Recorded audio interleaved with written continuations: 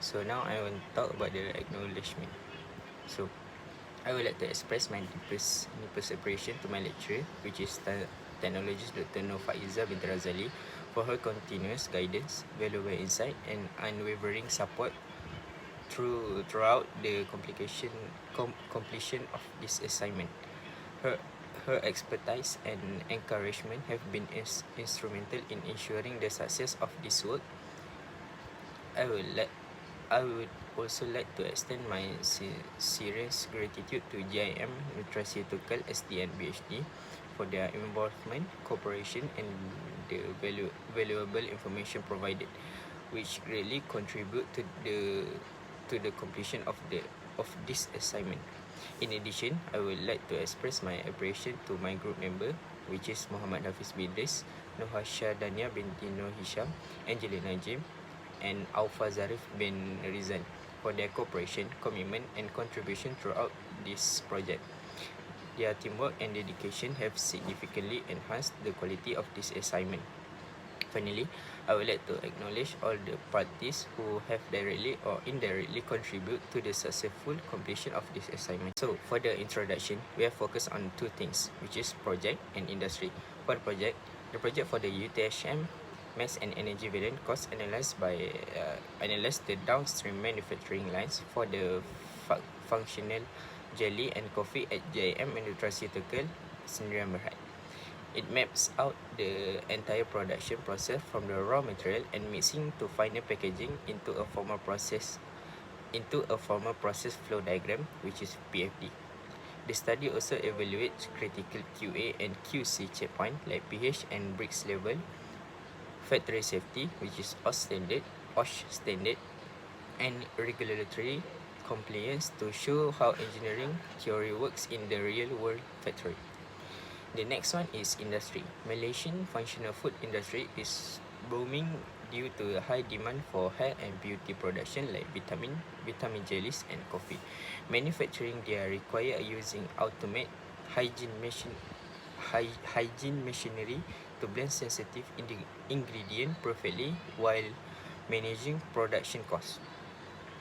Because these products are eaten by consumers, factories must strictly follow local laws. This means meeting clean manufacturing rules from the Ministry of Health, which is KKM, and DOSH.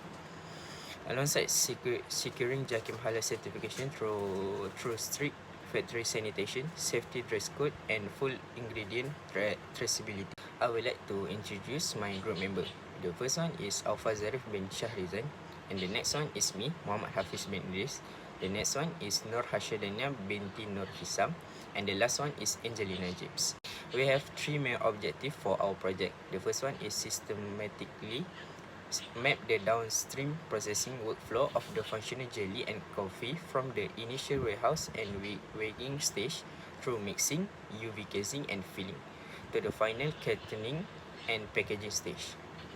The second one is to analyze the engineering function of the key process equipment utilized within the plant, specifically focusing on mixing machine, filling machine, jacketed tank, and shrink wrap packaging units. And the last one is to evaluate the integration of QA/QC checkpoints at every process step, ensuring the critical parameter like pH, bricks, vacuum seals, color, and viscosity accurately tally with established R&D formulation. Greetings, and I will be begin presenting process flow diagram focusing on the upstream engineering unit operations. The process starts with the three distinct raw material streams. Stream 1, which is labeled in the diagram as a S1 for purified water, of course. Stream 2, labeled as a S2 for active antioxidants, vitamin C and glutathione. And lastly is a stream 3 for the sweetener and the flavoring. These streams combine and pass through primary input isolation valve labeled as X dash 101. Why is it is labeled as X? Because it has a special UV sterilization technology where it sterilizes the raw material before entering the reactor as they are loaded into the top of the jacket agitated reactor, which is labeled in the diagram as a R-101. Inside the reactor, the motorized impeller provides a continuous agitation to cleanly dissolve the powders into a uniform gel matrix. The heat the, to heat to heat the batch safely without damaging the heat sensitive vitamin C and glutathione, utility steam is fed into the jacket via the control valve, which is labeled at the below one, we label as a HV-101. Then the spent steam, the spent steam vapor exits the upper jacket node and moves directly into the shell and tube condenser, which is we label as a label not we, which is labeled as a E-102, where it cools back into a liquid condensate phase to be safely recycled back to the factory boiler. Moving to the downstream configuration of the diagram, the finished formula is discharged directly from the bottom harvest valve of the R of the reactor, of course, which is labeled as a R-101. Because this mixture is highly viscous, gravity draining alone cannot maintain industrial flow rates. Therefore, it is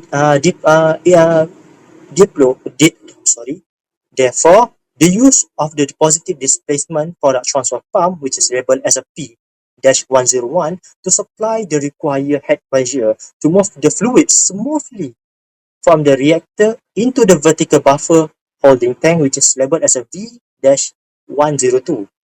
Inside the buffer holding tank, the product rests to allow microscopic air bubbles trapped during the mixing to escape naturally. This critical conditioning phase prevents the active vitamin C from undergoing premature oxidative breakdown and ensures absolute density accuracy during the final packaging. Before committing the before committing the product to primary packaging, the fluid passes through a very strict quality control check boundary to verify target parameters for pH, Briggs and vacuum ready standards. Once it clear, the fluid moves through the final isolation valve, which is X-102, to be sterilized and straight into the downstream automatic bottling lines, where it is bottling and capping and move to the final one, which is the cartoning machine, where it is again cartoning for a sec, which is where it is cartoning to be prepared for the warehouse shipping. That's all. Move on to the next one, which is explanation of a production sequence. Greeting. Now, to look at how this unit operation connect to the broader factory timeline, let's take a look at the block flow diagram, which maps out the sequential production line. The sequence traces the macro logistic of the raw materials, initiating at the waiting station, where the ingredients are precisely portioned into the process streams. Once it is weighed, the materials enter the mixing block, where they undergo mechanical agitation and regulated steam heating to form a uniform mixture, which is a uniform mixed matrix, what we call. Following the homogenization, the thick product undergoes a pumping to generated by the positive displacement head pressure required to the dense liquid up in the intermediate storage. Inside the intermediate holding tank, the batch rests for the conditioning and de-aeration before moving to the QC check boundary, where the inline sensors verify critical parameters like pH and Briggs levels. Once clear by the quality control, the matrix advances to the bottling phase for precise volumetric filling and secure cap sealing. And finally, the bottles pass through the final stage for automated labeling and batch code stamping, ending at the terminal packaging station for secondary shrink wrapping before warehouse distribution. Now, move on to the discussion of individual equipment used in the PF process flow diagram. The first one is jacket agitated tank, which has a general use to mix multiple liquid or solid raw materials together under a controlled temperature and mechanical agitation. But the purpose in the production is to provide the uniform high torque mechanical mixing needed to perfectly and distribute the reagents without leaving a sediment. The second one is a condenser, which generally use a cooling heat exchanger to convert the gases or vapors back into a liquid state by removing the heat. But the purpose in the production is to cool down the spent steam that leaves the reactor jacket, turning it back into a liquid water so it can be used so it can be safely handled or recycled by the plant boiler. The third one is a high pressure steam control, which has a general use as an inline throttling device to manually start or stop or regulate the flow rate of the utility fluid inside the pipe. But the purpose in the production is to pinpoint the volume of the utility steam entering the reactor jacket, ensuring tight temperature boundaries. It must be not too high, not too low, to avoid denature of the vitamin C and the glutathione. The fourth one is a transfer pump, which has a general use as a mechanical device used to generate a pressure and move fluids through uh, through a piping network from one location to another.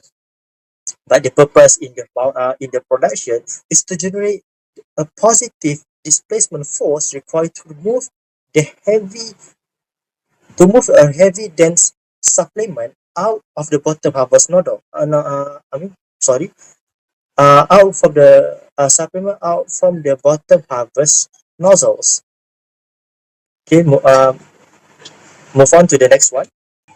Next, we move on to the fifth individual equipment. Start from the buffer holding tank. The general use is a vertical accumulator or such vessel used to temporarily store bulk fluid and balance upstream batch processing with continuous downstream lines. The purpose in the production is act as a stabilizing vessel where blended beauty supplement can naturally deaerate. The sixth one is an automated bottle filling and capping machine. The general use is it is a synchronized packaging system designed for precise volumetric liquid dispensing into a primary containers, followed by automated closure sealing. But its purpose in the production is to measure and dispenses an exact volumetric doses of the supplement into individual containers. The seventh one is a belt conveyor or conveyor belt, which has a general use of a continuous material handling transport loop used to transfer solid units and packaging between distinct areas of a plant.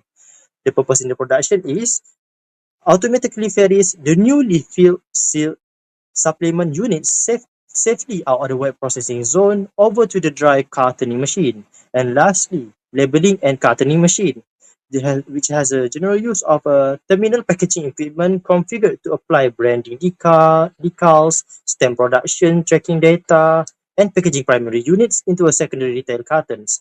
But the purpose in the production is to packs the primary supplement units into the commercial cartons and prepares the batch for the finished goods warehouse shipping. Now let's take a look at the section for occupational safety and health in this industry, which outlines the core safety frameworks applied in this industry and to ensure a safety working environment while maintaining strict product quality. This industry structures its OSH strategy around 6 key areas. So first is we establish our baseline with the regulatory compliance framework. So these facility operations must strictly align with Malaysia's Department of Occupational Safety and Health or DOSH standards and the Occupational Safety and Health Act of 1994 alongside NPRA GMP guidelines to maintain complete legal and operational compliance. So point 2 is chemical hazard management. Maintaining strict halal and GMP sterility requires the use of corrosive sanitizer. These are tightly controlled via clearly posted safety data sheets and mandatory chemical resistant PPE for all cleaning crews to prevent chemical exposure or skin injuries. So the third, we address powder handling via source level dust extraction. So local exhaust ventilation hoods are positioned directly over dust generating zones. By creating continuous negative pressure, they vacuum away rogue particles to mitigate both combustible dust explosions and respiratory hazards for workers. So the fourth one is strict energy isolation protocols. To prevent severe injuries during deep sanitization or complex changeover cycles of high torque machinery, we enforce mandatory protocols to entirely cut off electrical and pneumatic power, preventing any accidental machine activation while a worker is doing cleaning. So the fifth point is packaging zone safeguards. So these high-speed automation lines are physically isolated using mechanical barriers and localized engineering controls, paired with integrated ergonomic handling aids to eliminate mechanical pinch points and physical strain. And lastly, we implement a practical approach to personal protective equipment or PPE to preserve operator mobility and clean room cleanliness. Standard production for PPE requires only an overall smock, mask, gloves, and hair nets. Safety goggles are kept available and mandated only for high dust or high risk tasks, allowing workers to operate safely without needing to overly cumbersome gear. Moving on to section 6, so the operational challenges we identified at this industry can be categorized into technical, environmental, safety, and production. So first, on the technical front, our primary concern is the cross-contamination and powder build-up when switching product flavors or allergens. So currently, the industry relies on a time-consuming manual process, which they tear down the machinery, physically scrubbing it and drying it. To optimize this, our team suggests installing automated spray balls inside the mixer and utilizing ultrasonic wash tanks for fast deep cleaning for removable parts. So the second, from an environmental standpoint, fugitive powder dust emissions frequently leak into common corridors or vent directly into the atmosphere, which compromises clean room air quality. Right now, the facility handles this using standard room exhaust fans. So our suggested engineering upgrade is to install a high-velocity local exhaust ventilation hoods operating under negative pressure at the source, which routes to the safe centralized wet dust collector. Next is safety. Operators face fine particulate eye irritation during powder dumping, as well as chemical splash breeze during line sanitization. So the current baseline defense is personal protection, making sure workers wear their standard safety goggles, masks, and gloves. However, as an added safety layer, we strongly suggest installing a dedicated emergency eye wash station directly within the room layout for immediate decontamination. Finally, looking at production, we observe volumetric drift and weight inaccuracy at high-speed filling station, usually caused by shifting powder density and moisture levels. Currently, operators must manually pull sample sachets of the conveyor, weigh them on a bench scale, and adjust the machine by hand if they notice a drift. So to eliminate this human variance, our proposed solution is to integrate an automated downstream inline dynamic check weigher that links directly to the machine for real-time adjustment. By contrasting these standard baseline practices with advanced engineering upgrades, we can significantly boost the industry safety, compliance, and overall productivity. Good day everyone, my name is Angelina James. My metric number is CN250378. Now I would like to conclude our presentation.